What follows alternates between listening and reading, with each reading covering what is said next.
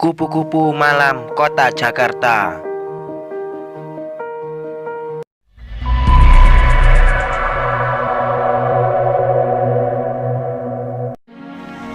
Malam yang cukup terang di kota Jakarta, terlihat seorang wanita muda bernama Risa sedang duduk dengan tatapan kosong di tepi jalan. Ya Allah, kenapa nasibku begini? Gumamnya dalam hati. Kakak, kakak.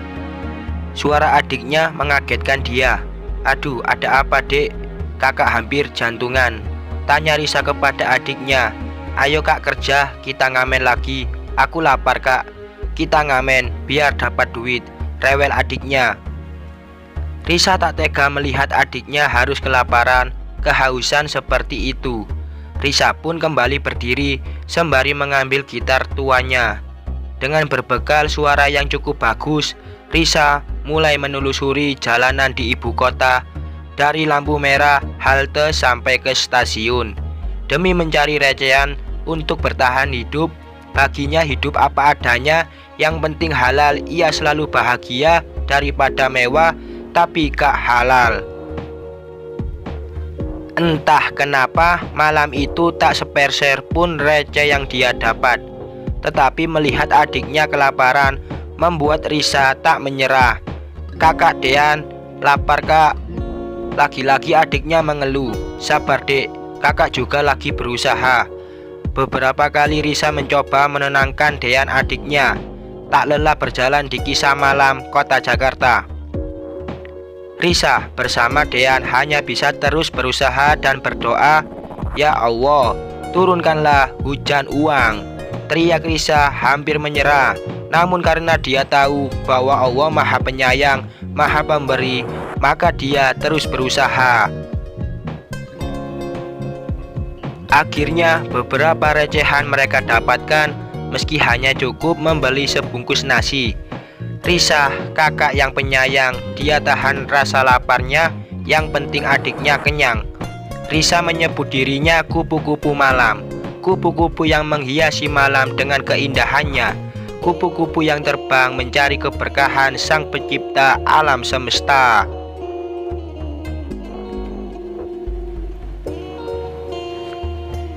Tiada banyak yang bisa dia perbuat selain memetik gitar dan bernyanyi layaknya artis bus kota. Tetapi status sosialnya yang memang rendah tak pernah dia permasalahkan, karena derajat di mata Allah lebih diutamakan. Saat sore menjelma menjadi malam dan malam melukis rembulan bersama cahaya dan kerlipan bintang-bintang malam, itu Risa dan Dean benar-benar kelaparan. Mau mengamen tetapi gitar tua Risa sudah rusak. Saat mereka berjalan,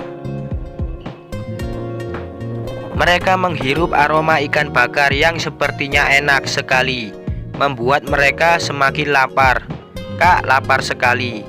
Aku mau ikan bakar itu, kata Dean. Kakak juga dek, lanjut Risa.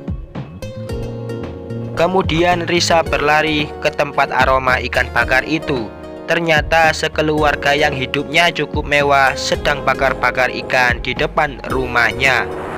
Dek, lihat sepertinya enak ya ikan yang dimakan mereka, ucap Risa sedih. Iya kak, aku pengen kak, ujar Dean memegang perut. Setelah beberapa menit ikan yang mereka bakar sudah habis dimakan dan tersisa hanya kepalanya saja. Lalu keluarga itu pun masuk ke dalam rumahnya. Dek, kamu mau kepala ikan itu? Tanya Risa tak tega. Mau kak, jawab Dean. Lalu Risa pun mengambil kepala-kepala ikan itu dan Dean menunggu. Risa mengambilnya dengan senyuman, rasa syukur dan hati yang senang. Tetapi tiba-tiba Risa terkagetkan dengan suara dari belakang. Hei, pencuri ya kamu? Bukan bu, jawab Risa gugup dan kaget. Alah, alasan kamu, ucap si ibu yang punya rumah sambil mendorong Risa sehingga tersungkur.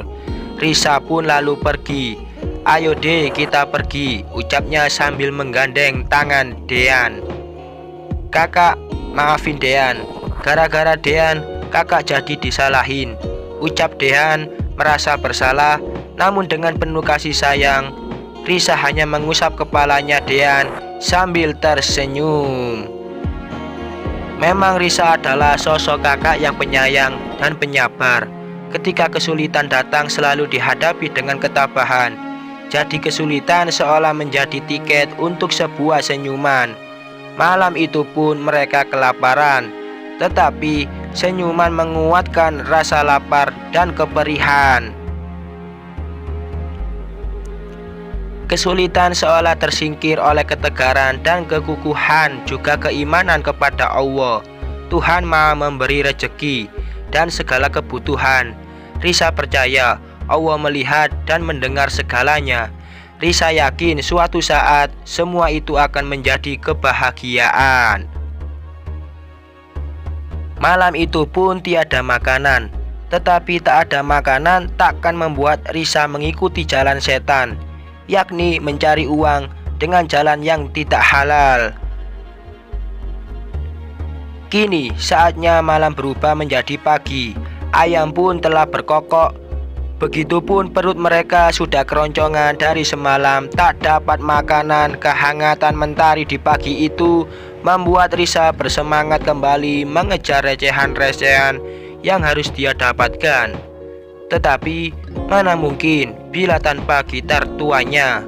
Tetapi tidak ada yang tidak mungkin bila diperjuangkan. Risa dan Dean terus berusaha. Kakak Dean sudah gak kuat, keluhnya lagi. "Iya dek, tunggu di sini, kakak akan berusaha lagi," ucap Risa. Risa berlari dan memaksa bernyanyi meski tanpa gitar. Karena panik, Risa tidak hati-hati sehingga gubrak. Risa tertabrak mobil dan langsung dibawa ke rumah sakit. Tetapi Dean tidak tahu kakaknya kecelakaan dan sekarang berada di rumah sakit. Tetapi ternyata yang menabrak Risa adalah orang kaya, sehingga selain ditolong dan dirawat juga diberi bantuan berupa uang dan dapat bertemu lagi dengan adiknya. Sekian.